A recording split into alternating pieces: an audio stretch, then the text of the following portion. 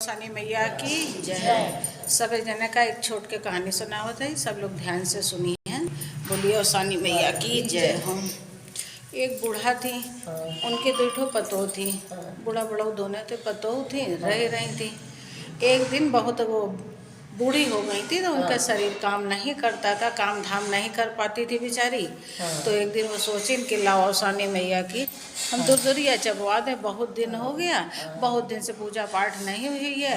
तो गई बड़ी बहू के पास, कहीं बहुरिया हमारे बहुत दिन से पूजा पाठ नहीं हुआ, दुर्दुरिया चबा तो हमारा बड़ा मन हो रहा है कि हम सानी मैया की दुर्दुरिया।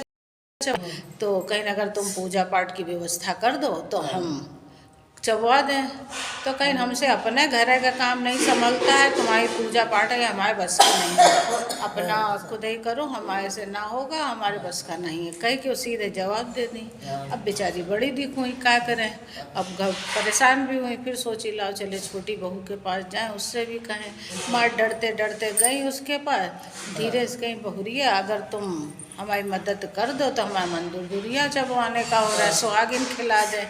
कहीं ठीक है अम्मा बताओ, कहीं कि अगर कर दो व्यवस्था तो हम खिला दें। कहीं ठीक है, कब खिलाना है तो बताएं उनको कि गुरुवार के दिन हम खिलाएंगे। कहीं ठीक है, तो कहीं उनको सारा लैया चना प्रसाद गुड़चो जो सामान फूल माला पान लगता है सब बताएं उनको। कहीं ठीक है, अगले दिन सवेरे हुई, वो गई सुहागिन भाई न्योताई अपना। तो अगले दिन सुबह सुबह उठी, कमरा लीपी पोती, सब साफ सूफ की, तुरंत वहाँ पूजा की सारी व्यवस्था करी। सब कुछ करने के बाद वो गई अपनी अम्मा के सास के पास। कहीं अम्मा चलो तुम जल्दी से नहा लो तो तुम्हें नहला दे, तो हम फिर जाए खाना पीना बनाए सुहागिनों का सब लोगों का। कहीं ठीक है, गई उनका पानी रखी, उनको नहलाई धुलाई। नहलाने के बाद उनकी धोती पछाड़ी, धोती पछाड़ के जब वो धोती गई अंगने में फैलाने, तो धोती जब फैला रही थी तो वहीं उनके ससुर जो बुढ़ऊ थे वो बैठे हुए थे खटिया पे, और वहीं उनकी जेठानी भी बैठी थी।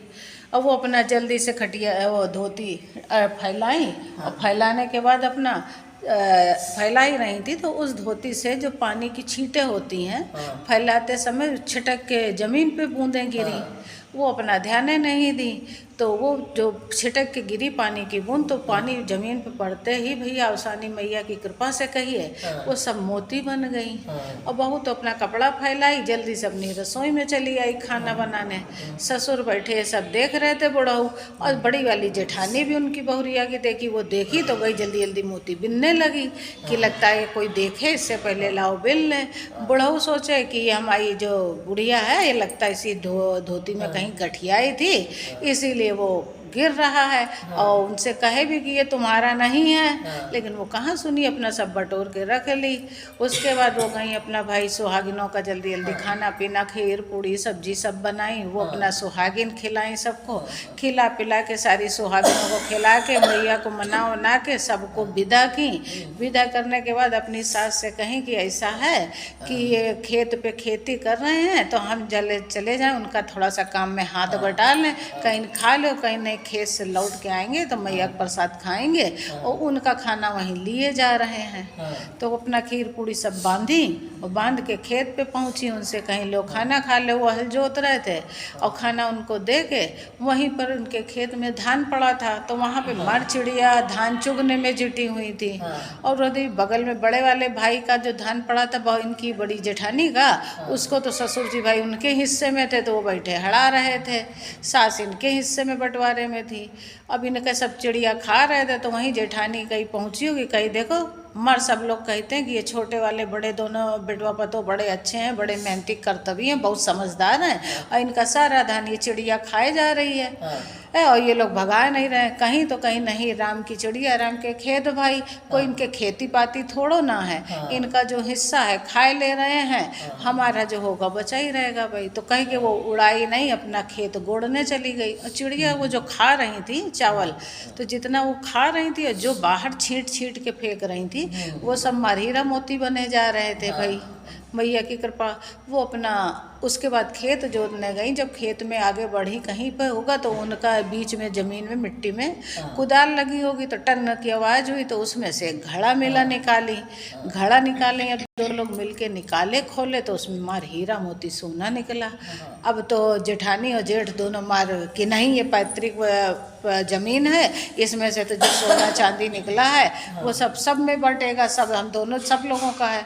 तो उनके ससुर कहे कि तुम दोनों जन का बंटवारा हो गया है, वो खेत उसका है तो वो खेत तुम्हारा है, इसलिए वो सारा सब कुछ उन्हीं का है। और सास भी यही कही कि तुम्हारा ये नहीं है, ये तो उसी छोटी बहू और बेटे का है, भाई उनके खेत में निकला है।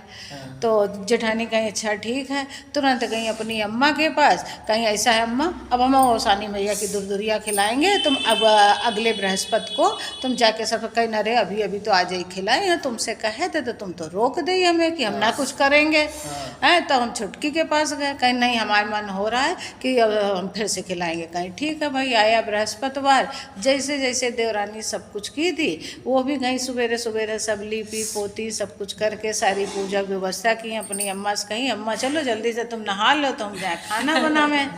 तो कहीं ठीक है भाई, ले गई उनको पकड़ के नहलाई धुलाई। वैसे कभी ना पूछती थी, उस दिन मैं आई थी तो गई पूछी उनको कि नहलाई धुलाई, उनका कपड़ा धोई, कपड़ा ले गई फैलाने लगी तो जैसे भाई देवरानी क्या हुआ था तो उसके कपड़े की जो बूंद गिरी थी वो फिर हीरा मोती बन गई। हीरा देख के बड़ी खुश हुई, लेकिन जैसे उठाने चली वो हीरा मोती भैया ओसानी मैया की कृपा से सब कांच बन गया, उनके हाथ में घुस गए। मार खून आया, बड़ा परेशान हुई कि अरे ये क्या हुआ है। तो ससुर वहीं बैठे थे कि सबको अपने अपने कर्मों का फल मिलता है। चलो उसके बाद आगे बढ़ी, गई रसोई में जल्दी जल्दी, कहीं अम्मा तुम लोग सब लोग पूजा करो, खाना बनाए ले रहे हैं, खाना पीना बनाई, सातों सुहागिन सबको जितना न्योती थी सुहागिन अपना सबको पूजा पाठ करके खाना पीना खिलाई। सबको खिलाने के बाद कहीं ऐसा अम्मा हम भी खेत जा रहे हैं, अभी हम नहीं खाएंगे, इनका खाना बांधे जा रहे हैं और लौट के आएंगे खाएंगे। गई उस दिन चिड़िया जब खाना खा रही थी तो उस दिन नहीं उड़ाई, कहीं नहीं राम की चिड़िया राम के खेत भाई हैं, इनके कोई खेती पाती थोड़ो ना है। जैसे जैसे देवरानी जो सब सुनी थी देखी थी कि तब चिड़िया, लेकिन चिड़िया जितना धान खा रही थी और खाने के बाद जो बाहर गिर रहा था वो सब कीड़े मकोड़े बन जा रहा था उस दिन।